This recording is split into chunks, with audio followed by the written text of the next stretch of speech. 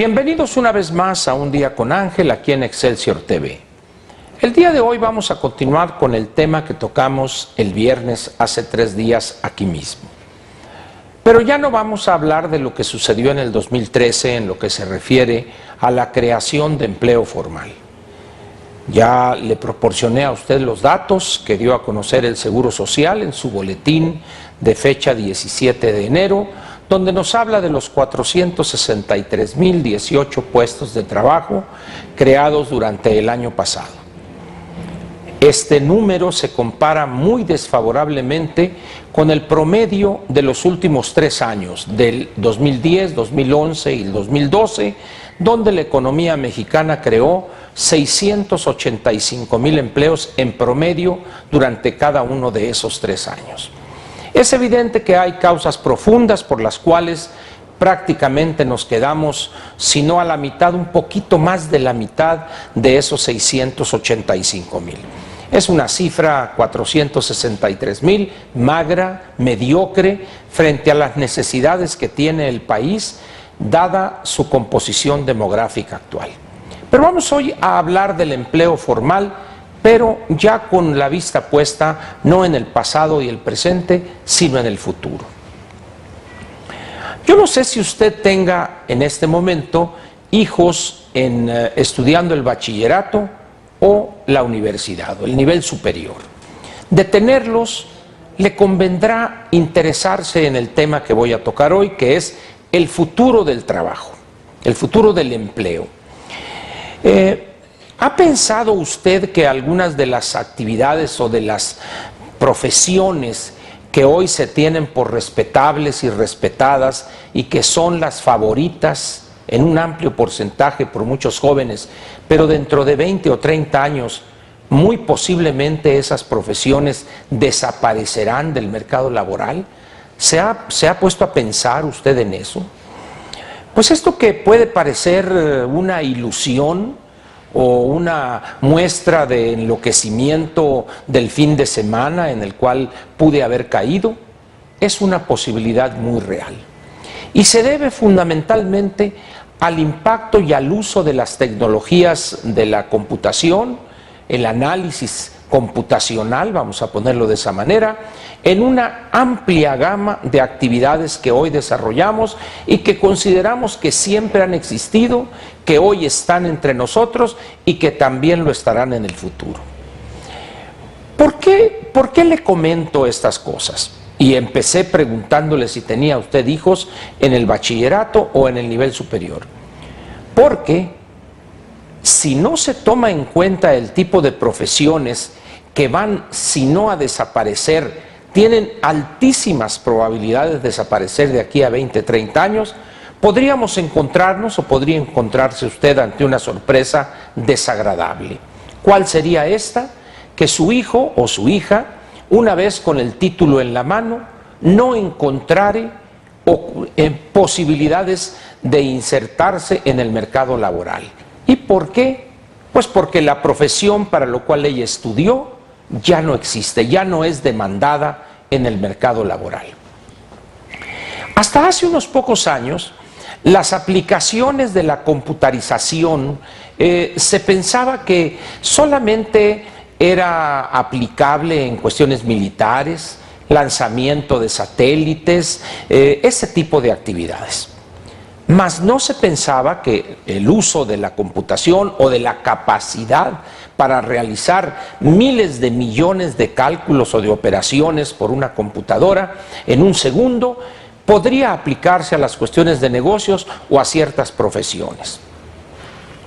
Yo no sé si usted se ha fijado que hoy es posible adquirir una serie de bienes en el mercado sin necesidad de ir a las tiendas, es más, sin necesidad de interactuar con un vendedor. Eso ya lo tenemos hoy.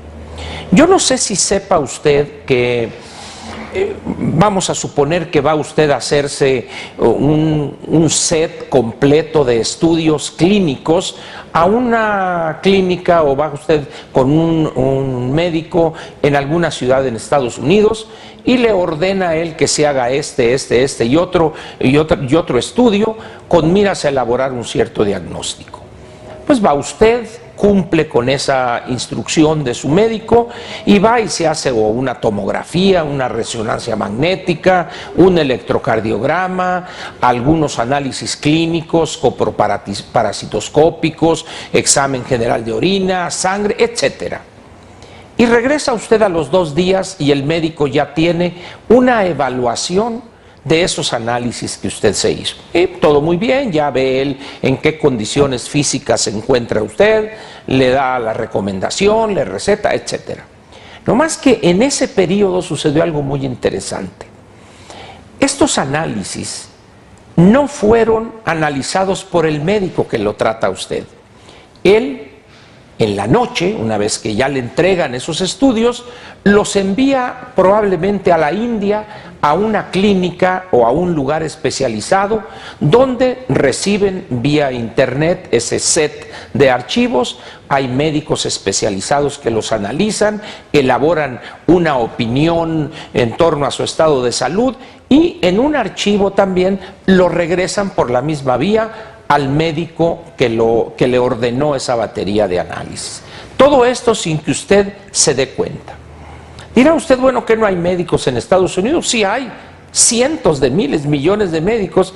La diferencia es que esos estudios, el análisis de ellos le costarían en Estados Unidos, por decir algo, $100, pero enviar ese archivo comprimido a la India puede costar, y que le hagan el análisis y se lo devuelven a ustedes ese diagnóstico, $20 o $30 o $40. Y así se pueden encontrar hoy servicios como el análisis contable de una empresa, contable financiero y muchas otras cosas. Dentro de 15 o 20 años, si no es que ya, si usted quiere comprar un departamento o una casa en una cierta ciudad, incluso aquí en México o en Estados Unidos, Canadá o en muchas ciudades europeas, no va a necesitar interactuar usted con el agente de ventas de bienes raíces. El vendedor de ese departamento, de ese bien inmueble, coloca en la red todas las características de ese bien, sea superficie, metros cuadrados de construcción, quizá pone en la página donde promueve este bien un video donde le muestra a usted en una visión de 360 grados un recorrido virtual por el departamento, la cocina, las recámaras, el baño, etcétera. Y usted por esa misma vía dirá si acepta el precio pedido o lo ajustan mediante comunicación vía internet. Es decir, el futuro de los vendedores de bienes raíces no es muy luminoso, que digamos. Y así le podría dar a usted varios ejemplos de cómo el uso de la computadora o de las capacidades que tiene la computadora para hacer ciertas operaciones harán que muchas personas no encuentren ocupación si quieren dedicarse a la venta de bienes raíces, por decir algo, o en el caso que le comenté, médico. Todo esto es parte del futuro que veremos en los próximos 20 o 30 años y se debe esencialmente a la computarización de muchas actividades económicas. Esta semana la revista inglesa The Economist trae dos artículos sumamente interesantes sobre este tema. Sinceramente le recomiendo que la busque usted en el local cerrado donde vendan esta revista y lea estos 2 artículos y va a encontrarse usted con cuestiones, además de interesantes, preocupantes si tiene usted hijos en el bachillerato o en el nivel superior. ¿Por qué? Porque si él no tiene una conciencia clara e información objetiva de cuál será el conjunto de profesiones demandadas de aquí a 5 o 10 años cuando él hubiere terminado su educación superior, podría terminar de taxista, Dios lo quiera, nomás estoy poniéndolo como posibilidad, o terminar vendiendo discos compactos piratas en el centro histórico del Distrito Federal o en alguna ciudad del país, como dije, manejando un taxi o batallando para encontrar alguna profesión menor que no responda ni en satisfacción personal, ni en el ingreso a la educación recibida. Vamos a suponer que las entidades educativas nada hacen para informar a sus estudiantes de esta posibilidad. La sociedad como un todo perdería una gran cantidad de recursos. ¿Por qué? Imagínese usted lo que le cuesta al país entero preparar 10, 15 mil ingenieros o 20, 30, 40 mil contadores o administradores de empresas, y ya con el título en la mano tienen que dedicarse a una actividad totalmente alejada de aquello para lo cual estudiaron. El país entero habría dilapidado una importante cantidad de recursos. Hace unos 2 años, la consultoría internacional McKinsey elaboró un estudio muy interesante que señala algo que en México es un problema viejo, es un problema desde hace muchos años. El divorcio que existe entre lo que se enseña en la universidad y lo que demanda el mercado laboral.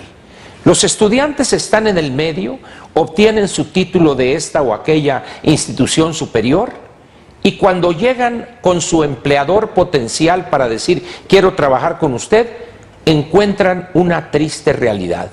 Lo que a ellos, lo que les enseñaron en la escuela, no les sirve para desempeñar la labor para lo cual lo quieren contratar, y el empleador dice, tú no me sirves porque no sabes nada de lo que yo necesito. Hay un movimiento ahorita en muchos países para juntar a los que educan con los que demandan empleos específicos, de tal manera que la currícula, la carga de materias en las escuelas cambie, para que los estudiantes que están en el medio, que pueden ser sus hijos, estudien algo que les sea útil porque va a responder a las necesidades que tienen los empleadores. En México estamos enfrascados en una discusión donde la pelea es con el antepasado, que si la CENTE, que si esto, que es el otro.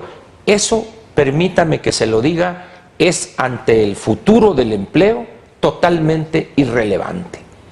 Y lo más triste y trágico de esto es que el futuro del empleo, cómo va a ser el empleo de aquí a 20 o 30 años y las profesiones que van a ser demandadas, esos son temas escabrosos y que no le interesa a nuestros políticos.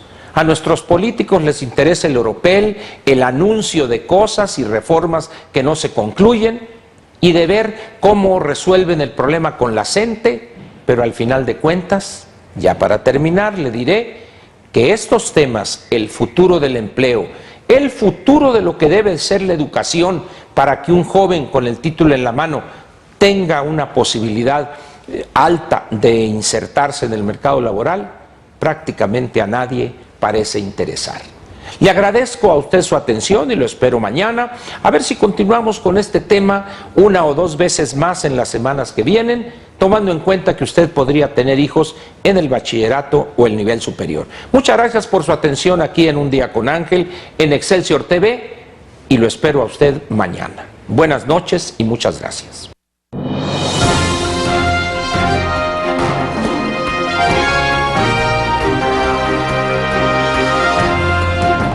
Te invitamos a seguir cuestionando la información con los siguientes videos.